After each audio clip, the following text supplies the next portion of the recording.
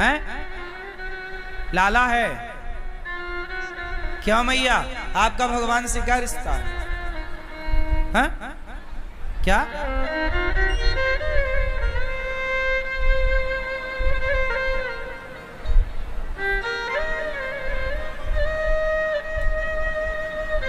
मैया सुनो, हम सब लोग क्या कहते हैं, देखो आप लोग इतना देर लगा रहे हैं, इतनी देर होनी ना चाहिए।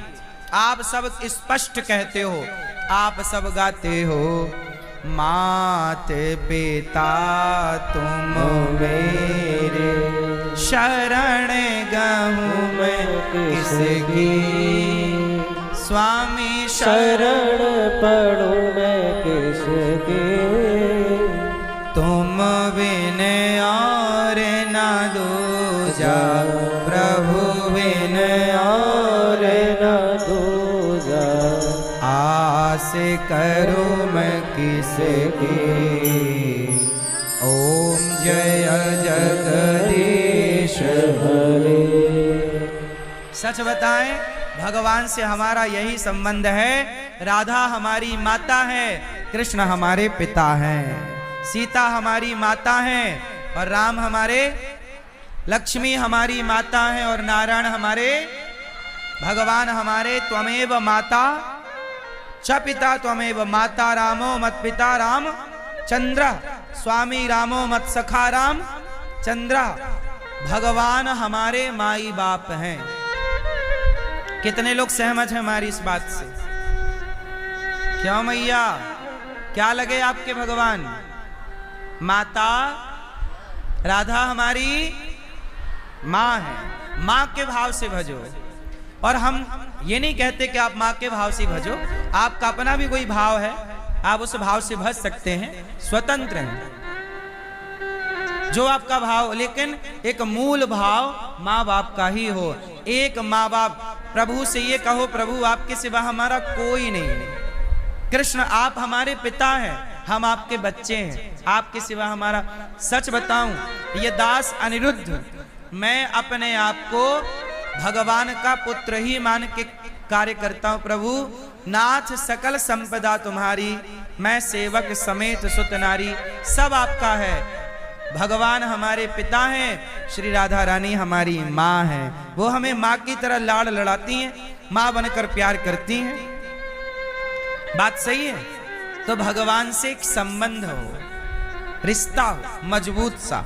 गोपियां आई, भगवान ने कहा जाओ, पति कैसा भी हो जाओ पति के पास। पति अंधा हो, लंगड़ा हो, बहरा हो। अच्छा मैया ये बताओ, स्त्री के लिए कितने व्रत होते हैं? व्रत मैया कितने व्रत करती हो आप? मैया आप कितने व्रत करती हो? पीली मैया आप कितने व्रत करती हो? एक, कौन सा व्रत? करवा चौथ, केवल करवा चौथ। बाकी टाइम करवा चौथ नहीं रहता। बाकी टाइम पति पिटते हैं कि बचते हैं? पिटते हैं। एक दिन पूजा होती है साल में पतियों की, बाकी टाइम पिटो। क्यों आप पिटते हो? सही बताओ, पिटते होगे, बता नहीं रहे हो। अब घर के अंदर क्या हो रहा है ये अच्छा। सही है, पिटो मन लगा के। मैया स्त्री के कितने व्रत होते हैं? कौन सा? करवा चौथ गलत उत्तर है। एकादशी ये भी गलत है। एकादशी गलत नहीं है, एकादशी करना चाहिए, पर जो आप उत्तर दे रही हो वो उत्तर गलत है, आंसर गलत है। एकादशी सही है। स्त्री का एक ही व्रत है और वो व्रत है एक ही धर्म एक व्रत नेमा, काय वचन मम पति पद प्रेमा। दादाजी, ओ पंचायती दादा, देखो पंचायत सरकार, राम राम। हो गई बातें, अब सुनो प्रभु, सुनो। ये बताओ कि स्त्री का एक ही व्रत है, उस व्रत का नाम है पातिव्रत। स्त्री कोई व्रत ना करे, केवल पतिव्रता बन जाए। माता अनुसुईया पतिव्रता ही तो थी, तो ब्रह्मा विष्णु महेश बालक बन के खेल रहे हैं घर में। एक ही व्रत मेरी माता, कौन सा? पातिव्रत, पति की सेवा। पति ही परमेश्वर है, पति के सिवा कोई नहीं। पर पुरुष की ओर कभी दृष्टि ना जाए। चलो बताओ, पतिव्रता नारी किसे कहते हैं? लाल मैया, ओ लाल मैया बताओ मेरी माँ, पतिव्रता नारी किसे कहते हैं? आप में से कितनी स्त्रियां पतिव्रता हैं? हाथ उठा के बताओ। जो हैं वो हाथ उठाएं। सब हैं, सब पतिव्रता हैं। अच्छा ये बताओ, पतिव्रता हो, बताओ पतिव्रता कहते किसे हैं?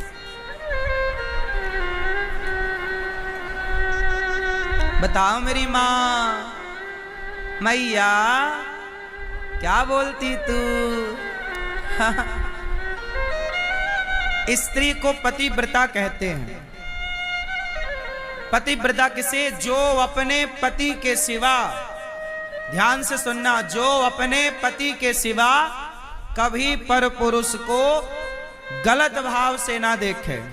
देखे तो पिता के रूप में, बड़ा है तो बराबर का है तो भाई, छोटा है तो पुत्र, इस भाव से अपने पति के सिवा पर पुरुष में कभी मन ना जाए, उस नारी का नाम पतिव्रता नारी है। वो पतिव्रता।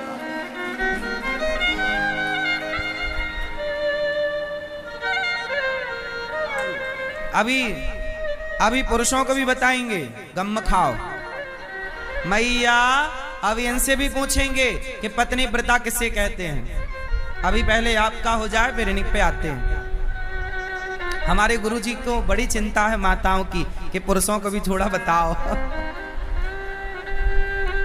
सुनो, स्त्रियां हो पतिव्रता और पुरुष क्या हो? क्या हो? पत्नी व्रता। क्या हो? राम क्या है? राम के सामने दूसरे विवाह का ऑप्शन था। जब सीता मैया वनवास में थी ना, उस समय राम के पास ऑफर आया, क्योंकि राम जी को करना था यज्ञ। उस यज्ञ में तब तक नहीं बैठ सकते थे जब तक पत्नी ना हो। वशिष्ठ जी ने मना कर दिया कि आपको यज्ञ हम नहीं कराएंगे, क्योंकि आपकी पत्नी साथ में नहीं है, और जब तक आपका पत्नी साथ में ना हो तब तक आप यज्ञ करने के अधिकारी नहीं है। तब कहा कि दूसरा विवाह कर लो। राम ने कहा नहीं, कोई और ऑप्शन निकालो। तब सोने की सीता बनाई गई। क्या बनाई गई?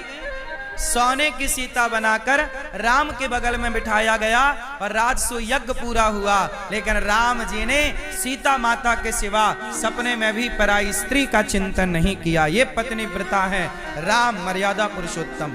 तो केवल नारी पतिव्रता हो, पुरुष पत्नी व्रता ना हो तो भी तो गलत है ना। सीता, आप कितने लोग चाहते हैं कि मेरी पत्नी सीता जैसी हो? हाथ उठाओ पुरुष, कितने लोग चाहते हैं?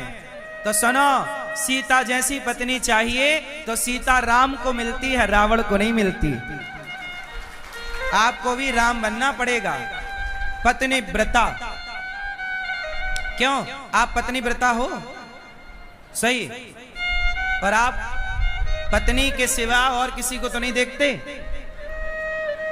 पड़ोसन को देखते हो? हाँ, माँ देखो, पर कैसे? माता, बहन, बेटी, इस भाव से। पर नारी पैनी छुरी, पर नारी पैनी छुरी, तीन तरफ से खाए, धन हरे, यौवन हरे और घोर नरक ले जाए। पराई नारी के चक्कर में पड़ गया रावण, सर्वनाश हो गया। रे बाबा तेरा क्या होगा रे कालिया, पड़ेगा तो। रावण जैसे लंकापति का नाश हो गया पराई औरत के चक्कर में। बोलो हाँ।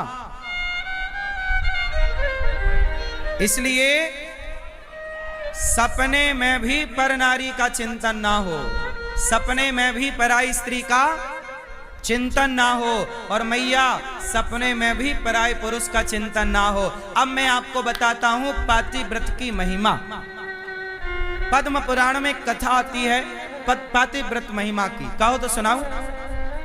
सुनो, एक कथा है, बड़ी अच्छी है, आप सबको सुनना चाहिए और समझना चाहिए और इस रास्ते पर चलना चाहिए। सुनो मैया, एक पत्नी थी, ये कथा पद्म पुराण की है। एक पत्नी थी और पत्नी का पति जो था वो कोढ़ से ग्रसित हो गया। शादी हुई, शादी के कुछ महीनों बाद उसके पति को एक बीमारी लग गई जिसे कोढ़ का रोग कहते। कोढ़, कोढ़ मतलब पूरे शरीर में ना मावाद बनने लग गई, गल गल के चमड़ी गिरने लग गई। मावाद के कारण पूरा शरीर दुर्गंध से भर गया। पर वो नारी बड़ी पतिव्रता थी। अपने पति को वो रोज कपड़े से पोंछकर उसको नहला धुला करके और पति की सेवा करती। भोजन बनाए, भोग लगाए, भगवान को, पति को भोग लगाए, फिर प्रसाद पाए। बड़ी पतिनिष्ठ पत्नी थी और पति एक नंबर का दुष्ट। वो कोढ़ी तो था लेकिन एक और गलत आचरण था उसके अंदर। क्या? एक दिन क्या हुआ कि वो कोढ़ी बाहर बैठा था आंगन में, तो सड़क से ना एक सुंदर स्त्री जो कि वहां की एक नर्तकी थी, नाचने वाली, वो राजा के दरबार में नाचा करती थी। तो आज सज सवर के वहां से गुजरी और जय हो जाए। जब नर्तकी सज सवर करके गुजरी तो उस कोढ़ी ने उसे देखा, और कोढ़ी ने जब देखा तो उसका मन उसमें आ गया। कहा वाह, जय हो पूजा, जय जय, सब संतन की जय, सब आचार्य चरणों के चरणों में दास का कोटि कोटि नमन, सब ब्रजवासियन की जय। विराजे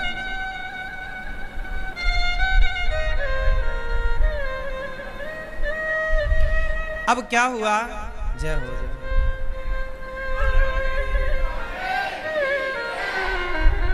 अब क्या हुआ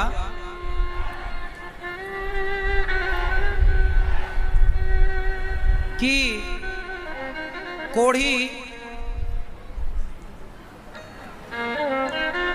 कोढ़ी एक दिन आंगन में बैठा, नर्तकी वहां से गुजरी, उसकी सुंदरता को देख करके वह कोढ़ी ऐसा मोहित हुआ, वो महिला उसके चित्त में उतर गई। शाम हुई, पत्नी ने भोजन दिया तो कुछ उदास था कोढ़ी। तो पत्नी ने पूछा कि स्वामी आज आप उदास नजर आ रहे हैं। पत्नी तो पत्नी है ना, मन की बात जान लेती है, पतिव्रता होए तो पति के मन में क्या जान लेती है। जान गई, स्वामी आज उदास परेशान हो, क्या हुआ? तो उसका कोढ़ी पति वो जानता था कि मेरी पत्नी बहुत सीधी है, बहुत अच्छी है। उस सीधेपन का उसने फायदा उठाया और बोला कि सुनो, वो जो फलानी नर्तकी है ना राजा की, आज यहां से गुजरी तो मेरा मन उसमें आ गया। क्या तुम मेरा एक छोटा सा काम करोगी? क्या? बोले तुम मुझे उससे मिला दो, मैं उससे मिलना चाहता हूं। तो बोली, पत्नी बोली ठीक है मैं मिलाती हूं। अब बेचारी ये पतिव्रता नारी, इसका किसी से परिचय तो था नहीं। ये इस घर की बहू थी, दूसरे गांव की थी, इस गांव के माहौल को वो समझती नहीं। अब हुआ क्या कि ये पतिव्रता नारी उस नर्तकी के घर जाकर सवेरे सवेरे कभी उसके बर्तन धुलाए, कभी उसके घर में झाड़ू लगा आए। तो एक दिन नर्तकी ने देखा कि मेरे घर में झाड़ू कौन लगा रहा, बर्तन कौन धुल रहा। उसने पूछा कि बहन आप तो बड़ी पतिव्रता हो, मैं जानती हूँ कि आप बड़ी पतिव्रता नारी हो, आपके पति को कोढ़ का रोग है, फिर भी आप पति की बड़ी निष्ठा से सेवा करती हो। तो आप मैं तो बड़ी पापनी हूँ, मैं तो राजा के दरबार में नाचती हूँ, और मैं तो अच्छा सच कहूँ तो वो नारी जो नर्तकी थी वह एक वेश्या ही थी। कहा कि मैं तो इतनी अपवित्र नारी हूँ, नर्तकी हूँ, सबके आगे पैसों के लिए नाचती हूँ, पैसों के आगे मैं बिक जाती हूँ, तो मेरे घर में आप जैसी पतिव्रता नारी ये झाड़ू पोंछा कर रही है, मुझे समझ नहीं आया। तब इस पतिव्रता नारी ने कहा कि देवी, मेरा जो पति है ना, मेरे पति का मन आप में लग गया है, तो मैं चाहती हूं कि एक बार आप मेरे पति को संतुष्ट करें। अब देखो, एक पत्नी दूसरी स्त्री से कह रही है कि हमारे पति का मन आप में आ गया, और कहीं आप लोगों का किसी में आया होता और आपकी पत्नी को पता लगता तो 2-3 दांत तोड़ देती। हाँ या ना? अब वो पतिव्रता नारी बोली कि मैं आपसे प्रार्थना करती हूं कि आप मेरे पति से मिल लो। तो वो नर्तकी बोली, एक काम करना, आप कल शाम को अपने पति को मेरे पास भेज देना, शाम को 7 बजे, सूर्यास्त होने के बाद। ठीक। अब ये पतिव्रता नारी खुशी खुशी आई और खुशी खुशी आके बोली अपने पति से, कल शाम को सूर्यास्त के बाद आप चले जाना। वो मान गई है, तैयार है आपके लिए। अब तो ये आदमी फूल के गुब्बारा हो गया कि चलो अपना काम तो हो गया। अब देखो, दूसरा दिन आया। अब ये कोढ़ी आदमी था, पूरे शरीर से दुर्गंध आती, लेकिन इसका मन भी देखो कितना गंदा है। अपनी पत्नी को छोड़कर पराई औरत में इसका मन लग रहा है। अब ये सज सवर के कोढ़ी आदमी जैसे ही घर से निकला, संयोग देखिए, इसका पांव पत्थर से टकराया, और पत्थर से टकराया और गिर गया, और गिरा तो इसके पांव में इस तरह की मोच आ गई, पांव ऐसा मुड़ा कि ये एक पग चल ना पाया। अब ये लगा रोने, अब मैं कैसे जाऊं, मैं तो चल नहीं पा रहा हूं, अब मैं कैसे जाऊं, मेरा तो सपना जैसा का तैसा रह गया। रोने लगा।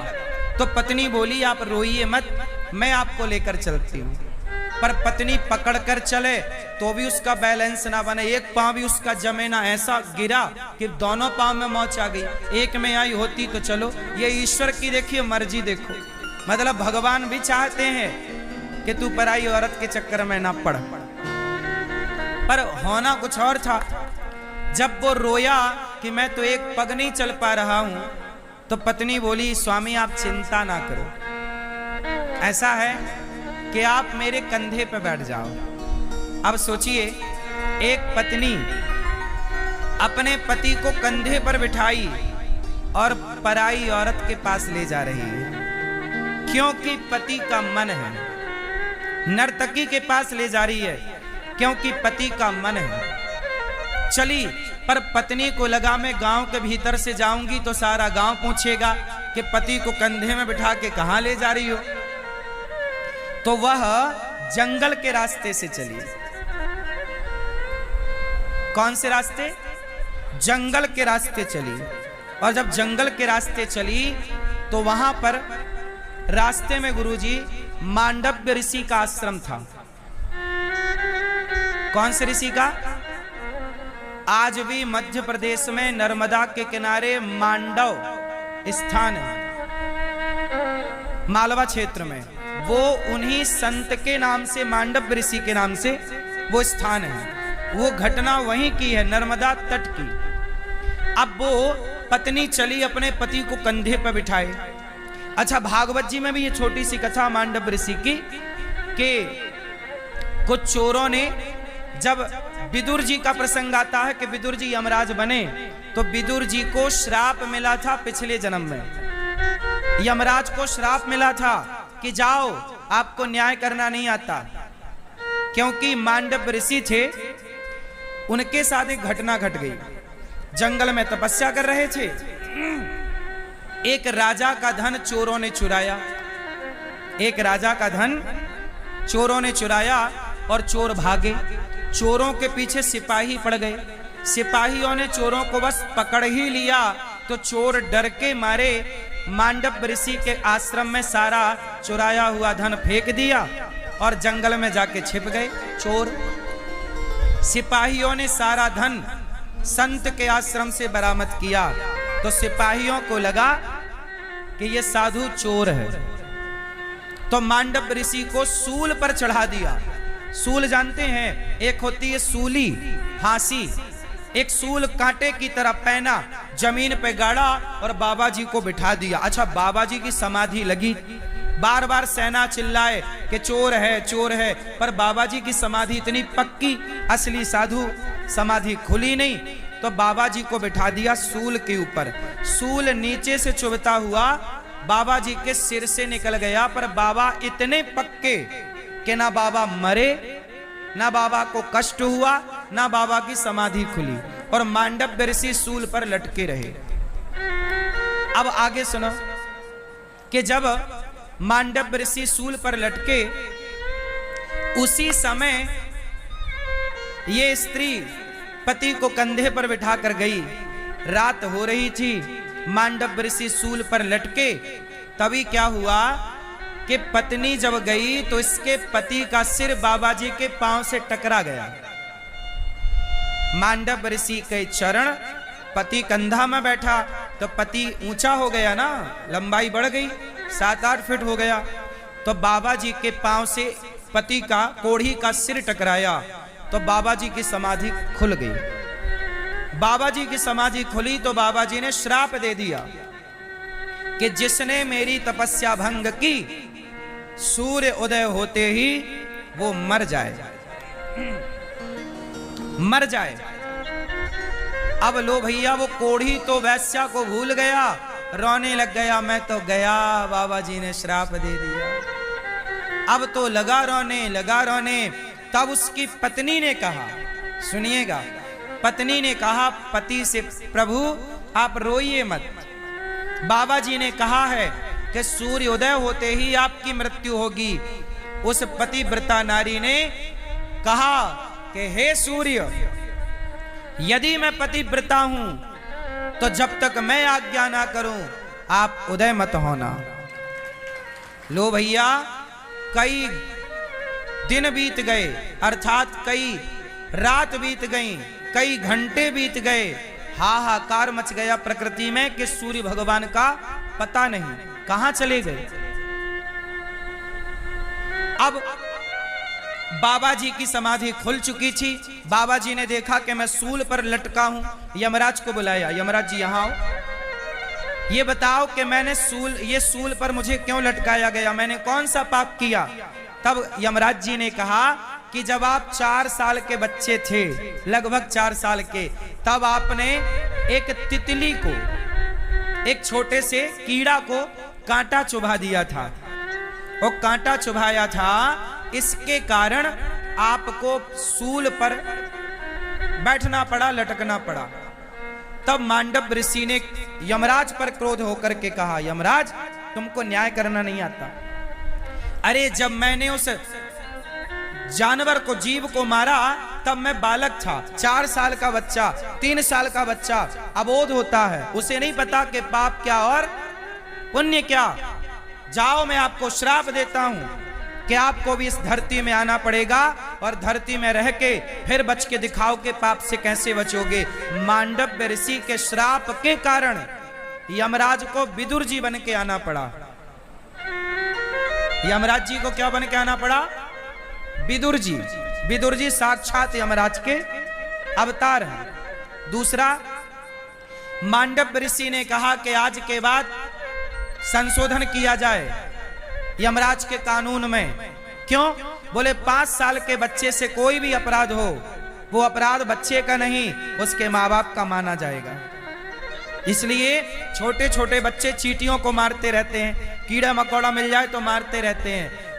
छोटे बच्चों को 5 साल तक बच्चों को पाप नहीं लगता, कोई भी काम करें, लेकिन उनका पाप उनके माँ बाप को लगता है। इसलिए बच्चे कोई भी गलत काम करें तो माँ बाप को रोक देना चाहिए। ठीक है, ये मांडव ऋषि के श्राप के कारण संशोधन हुआ और नया यमराज ने प्रस्ताव रखा और पारित हुआ। तो ये रही ये बात। अब वो पतिव्रता नारी बोली कि सूर्य भगवान आएंगे ही नहीं तो मेरे पति मरेंगे नहीं। लो भैया, हाहाकार मच गई, पति जिंदा है, सूर्य भगवान का पता नहीं। ब्रह्मा विष्णु महेश आए। सोचिए, एक नारी के कारण, उसका पति तो दुष्ट था, पराई औरत के चक्कर में पड़ा, लेकिन पत्नी बड़ी पतिव्रता थी।